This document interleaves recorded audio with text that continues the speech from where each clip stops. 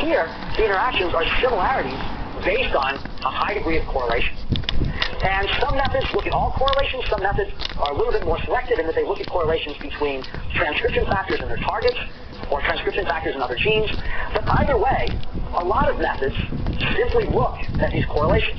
There's some methods that scale the correlation, so WGCNA is a widely used method that takes the correlation coefficient and raises it to some power with the goal of really separating out these individual clusters or groups. But what all these methods rely on is the fact of the correlation. And then what often happens is you come to this network and you start to tell stories. And my problem with this is that I'm not always sure that things that are correlated are actually functionally connected with each other. And I'm not sure that the correlations are the same in each individual phenotype. So the philosophy we've developed, and what I'll tell you about, is a method that we've come up with that's based on this hypothesis I alluded to earlier, that the network in phenotype 1 and the network in phenotype 2 should be different from each other. So what I'm going to do is I'm going to develop a method that's going to produce a network here and a network here. And I have the same collection of genes, but I'm going to find different associations in the different phenotypes. And then rather than doing the statistical comparison in node painting, and we always do the statistical comparison and look at the genes and what the genes do, but rather than imposing it on top of this, what I'm going to do is I'm actually going to compare the network. I'm going to look at its overall topology and structure. I'm going to look for differences in connections. And then I'm going to look at how those differences in connections are related to differences in expression to try to understand it. Okay? So the real difference here is that rather than inferring a single network and trying to compare expression in the context of that network, I'm going to infer individual networks and try to compare the structure of the networks to see whether or not they're informative. So my assumptions going into this is that there's no single right network, that each phenotype is going to have its own individual depth representation of its network. The structure of the network matters, and that network structure can change between states. So I would argue that chemosensitive and chemoresistant tumors have different networks that are active. So we have to move away from asking, is this network right? And I put this up here in case any of you review my papers, because the real question we want to ask is this network useful? Or more fundamentally, does this network inform our understanding of the biology that we're studying? And so this is our defining question. Can the network tell us something we couldn't have learned otherwise? So to do this, I'm going to give you one example of a method we've developed based on modeling gene regulatory networks. And this is a method we published a couple years ago. It's a method that we call PANDA. So the acronym for PANDA is down here. It doesn't matter. If you ever develop a method, one of the things you know in bioinformatics is it needs a cute name. And as we all know, there's nothing in the world cuter than a panda. Thank you. So PANDA is a really cute method. That's why it's the best. It's cute. So we have PANDA, and this is a lot of work done by my friend and colleague, Kimberly Glass. And PANDA is based on modeling the one thing that I would claim we understand in biological systems, and that's how an RNA is made. So RNA sequencing, DNA microarrays, what they measure are the levels of these RNA transcripts. So to get an RNA, what I have to do is I have to assemble an RNA polymerase construct on the DNA that runs off this RNA. And typically for that to happen, I need transcription factors that bind in the surrounding region to be able to assemble this complex and make the RNA. Okay? So one way to think about this, and I like very simple examples or very simple explanations, is that these transcription factors, which are encoded by other genes, these transcription factor genes are sending a message that says, turn on. Right? And if you remember, one of the functions of genes is to regulate gene expression. Okay? So how do we actually model this process of the transcription factor sending a message to its downstream target? Well, we thought about this, as all great scientists do. We stole a method that somebody else developed. And this is an idea from communications theory called message passing or affinity propagation. So what this relies on is we have a transmitter and a receiver. Okay? And the transmitter is going to send a message to its downstream target. And for that message to flow, what we have to recognize is that both parties have to be actively engaged in the transmission of that information. So the example I like to give for this and how this breaks down is that when I come home at the end of the day, I walk in the door, and before I take off my coat or put down my bag or take off my shoes, my wife immediately starts telling me about her day. Right? And I now realize it's because she loves me and misses me dearly. But I can tell you in the first 5 minutes I hear, gentlemen, nothing. Right? And later on she'll say, well, don't you remember when I told you? And when I first got married, I would say, you never told me, which we all now understand is wrong. And that I am, ladies, wrong. So if I didn't hear it, it doesn't mean she didn't tell me. It meant I didn't listen. That's true. She never told me. Okay? So without an external source of validation, we have no way of knowing whether she didn't tell me or I didn't hear. Okay? Now, I can say, well, my son is in the room. He could serve as a judge. But my son is now smart enough that he will throw me under the bus to curry favor with his mom. So without a larger network to actually really validate what happens, we have no way of knowing where communications breaks down. But for communications to flow, we both have to be actively engaged. So what we can do is we can write down mathematical functions to estimate the responsibility and availability, what we call these two properties. But really what we need is a much larger network where we can iteratively estimate all of these functions.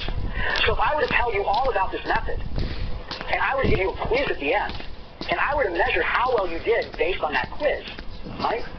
If I were to only tell Andy and only give the quiz to Andy, and tell him behind closed doors, if none of you heard, if he did well, we'd all agree we did our jobs. If he did poorly, you'd have no way of knowing. But if I gave everybody the quiz and you all did well, except for Andy, the simplest conclusion is you did your job and I did my job, and he's just a bitter disappointment to his parents, right?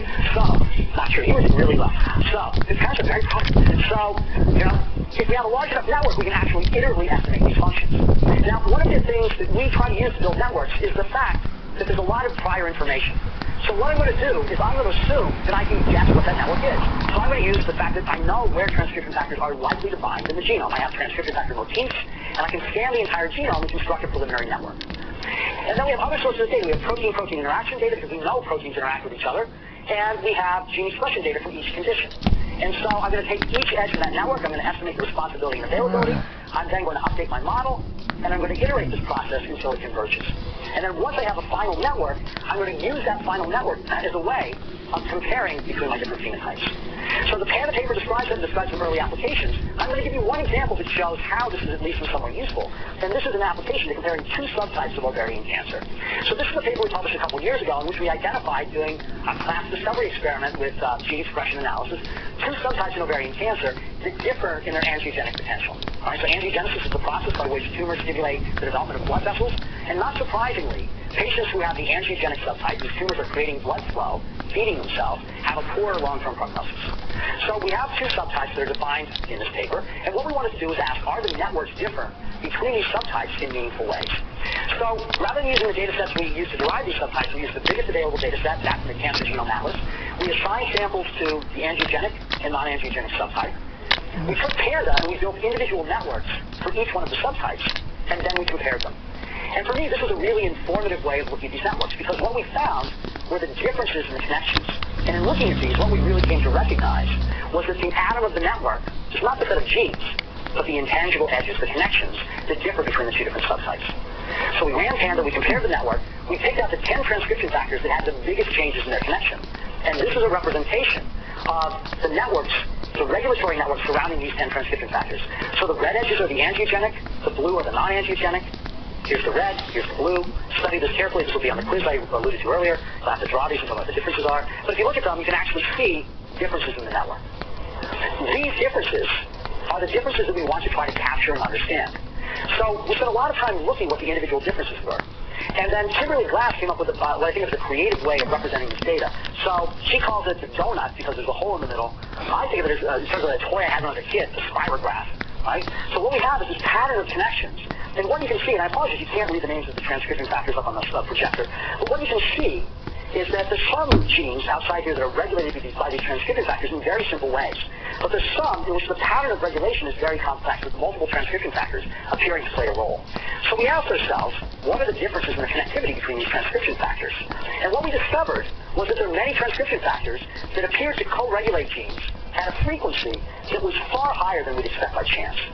So we thought that was really interesting. We went back to the literature, and we looked to see whether or not there was some association between these transcription factors.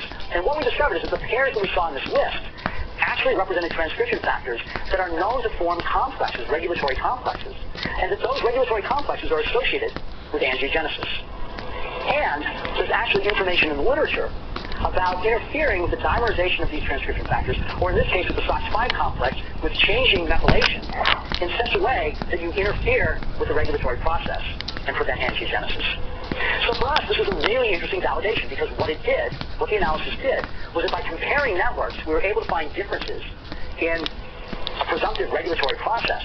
By looking at the characteristics of the regulatory process, we were able to identify meaningful associations and to identify potential therapeutic interventions.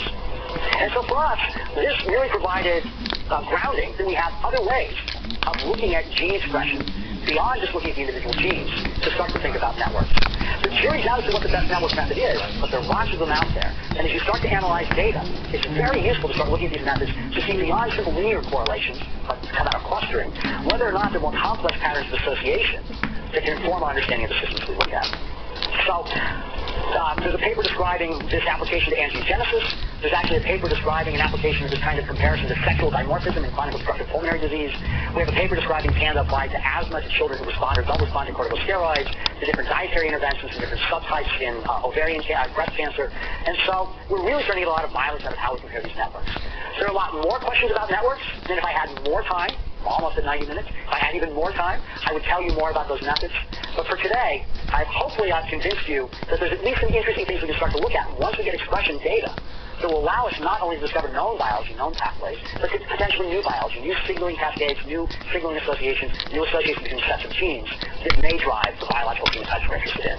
So at the end of the day, the goal of an experiment is to discover new biology. The challenge is sorting through lots and lots of data. Comparing groups of samples, though, really requires we understand what those groups are. And we go back to the underlying experimental design when we start to begin to think about what we're going to do in a gene expression experiment. So making sense of the data we generate really requires a good analytic plan that goes back to our experimental design and experimental plan. But the great thing is we're just awash in data. So we have lots of data sets we can begin to explore in new and interesting ways. I mentioned early on GTEx, and what we've been doing is we've been building gene regulatory networks in each and every tissue. And what we're finding is the differences between tissues are fascinating. We've been building gene regulatory networks comparing males and females in each tissue. And what we're finding is fascinating. Some tissues are very similar between men and women. Some tissues are very different. Some of them won't be surprising, like breast. Male breast and female breast are completely different. Some of them are surprising, like subcutaneous fat. Which may explain why you and your spouse argue over whether to open the window at night.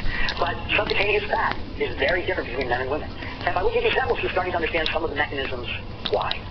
So, I like quotes. I open with a quote from me, now I'll close with quotes from real people. This is one of my favorites. This is from William Gibson, the science fiction writer. The future is here. It's just not widely distributed yet.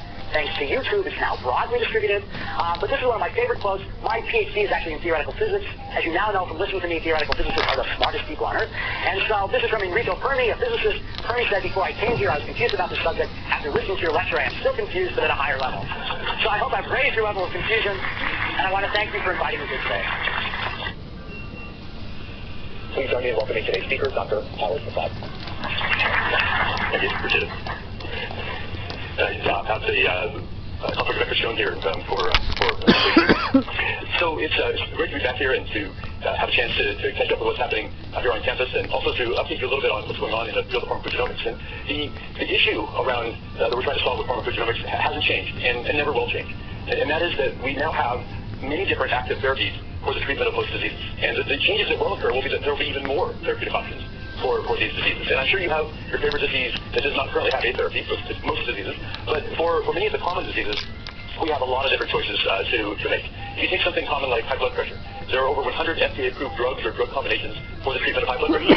And so how do you sit down and pick one of them for the initial treatment of a given patient? And too often what we do is pick something that we're familiar with, or that we know how to spell, or that we have some sort of affinity to that would cause us to start with that medicine. And if it doesn't work, we'll try something else in a different class or a different family of some sort. And so that really speaks to the need for something more precise in how we choose from amongst the various medicines that are out there. Often we're taught medicine as if it's a Michelin 3-star restaurant. And if you had the good fortune to be at one of those restaurants, you go there and there's no menu. There's a list of what you're going to receive, because the chef has chosen it. It's a bunch of things that are very small and have a French name. Tastes amazing, and you wonder what that was. But you don't have a choice. Just here it is, the menu. Really, we're much more like Golden Corral, where you go in there, and there's 20 different entrees. And if you don't like one of the entrees, you pick one of the other 19 entrees. And go with that. Or so often you pick more than one of the other 19 entrees. And the idea that we have all these choices to make is a very different way of thinking than we're normally taught. Really, we need to be thinking about how do we best choose from amongst these options, and how do we choose what the next therapy would be should that not work. And it's a different philosophy that we need to start building on. And the reason why we need to do that is that there is so much variation in the response to most every type of therapy. If you work in bone disease, the bisphosphonates are quite effective, and there's not as much variability there. With some bacterial infections, not a lot of variability in response. But in most other areas, important areas like psychiatric disease, cancer, viral diseases, HIV, hepatitis, many of the other diseases that you work on, there's variation. Someone will respond to the most common therapy. About half the people won't. They need a different therapy. Half of those people respond. Eventually, you might find a therapy for everyone, but it won't be the same therapy in the way that we normally think about it. And so understanding that variability is part of the goal. And just to be clear, the goal is not to be perfect right away. If we could choose from amongst those 100 FDA-approved antihypertensive drugs and narrow it down to 25 drugs, that would be an advance. We want to go down to the point where we know exactly the medicine that's the right one for you. But even in advance of filtering down to a smaller group to choose from would be an important advance, ruling out some of the other options that are there. And so this, good is enemy of great is enemy of perfect, or good is enemy of great, or whatever you like to say it. The idea that we can be smarter than we are now is really the goal. Toxicities also remain unpredictable. And when you look at the reasons why medicines don't work, sometimes it's because of the biology. Sometimes it's because the patients don't take the medicine. I know from one of the big advances that have been made over the last couple of decades, that the statin therapies for cholesterol, these medicines if taken will have a significant public health impact. But at the end of the first year of prescription, only 1/3 of patients are still taking the medicine as prescribed. Many of them have stopped altogether. And I know from my own parents that when taking a statin, they had a family reunion coming up, or they were going on a cruise, or there was something happening. They didn't really like the muscle pain. They just stopped it for just for a week or two just to feel better, and then forgot to start it back up. And so many of the advances that we have with medicine will only happen if the patients take the medicine. And too often the adverse events, the unpredictable toxicities, are part of that. And then of course there's the issue that none of us want to acknowledge, and that is that these medicines actually cost money. And who knew? I mean, Europeans do, but we really have a situation where we can no longer ignore that factor. If you're well insured, you will likely have a 10% copay on your insurance. And if you're taking one of the new amazing anti-cancer drugs, they can be as much as $20,000 per month. So if you're spending $2,000 of your own money, your copay for that month, on something, typically when you spend $2,000 per month, you've chosen what color it was, whether it had leather seats, satellite radio, other things like that. Usually a tricycle, Maserati in the back, these sorts of things. And instead, you're spending them on a medicine that may or may not work. And so we have some changes that have occurred in terms of the way we think about it, even for the well-insured. And this idea of value is something that has to be part of our equation. And I know, at least I don't speak for myself, I hate the idea of having to even think about that. But if we're going to take our science and make it real, we have to have some of these realities at least be part of the late translational phase for this. Now, when we approach these sorts of problems, typically we think about it as a yes-no type of, you're going to respond, you're not going to respond, or you're going to get the side effect, you're not going to get the side effect. In reality, probability or probabilistic data is enough. I mentioned the statin medicines. You don't take statins because someone just had a heart attack. I mean, actually, you do for secondary prevention, but you try to take it early to decrease the probability of having a coronary event. Same with anti-diabetic drugs. You don't wait until someone has lost a kidney or gone blind to start treating their diabetes. When you see uncontrolled glucose, you try to control it now to decrease the probability that sort of those kind of inorganic effects will occur. Same with antihypertensive. You don't wait for a stroke. You treat it now to decrease the probability of a stroke. And most of our preventive medicine is that same way. Here's an increasing age on the x-axis, increasing number of cases on the y-axis for colon cancer. And you see right about this age here, there's an inflection point. The number of cases go up. That's when you start offering colonoscopy to try to detect early cases, polyps or early cases of cancer, to try to deal with that in that very treatable stage. And so the concepts are there. But yet when it comes to medicines, we don't really approach it in that same way. And it's time to start thinking about what is the science behind this? What is the epidemiology behind this? And can we act on it? Now the reason to focus on medicines is that they're an important part of our treatment for most diseases. But they're also an important cause of morbidity and mortality in this country. At least the most recent reports have adverse drug reactions as the 5th leading cause of death in the United States. There was a report from last night from the British Medical Journal showing that, from Johns Hopkins, showing that adverse events in general, not just the drug events, were the 3rd leading cause of mortality in the United States.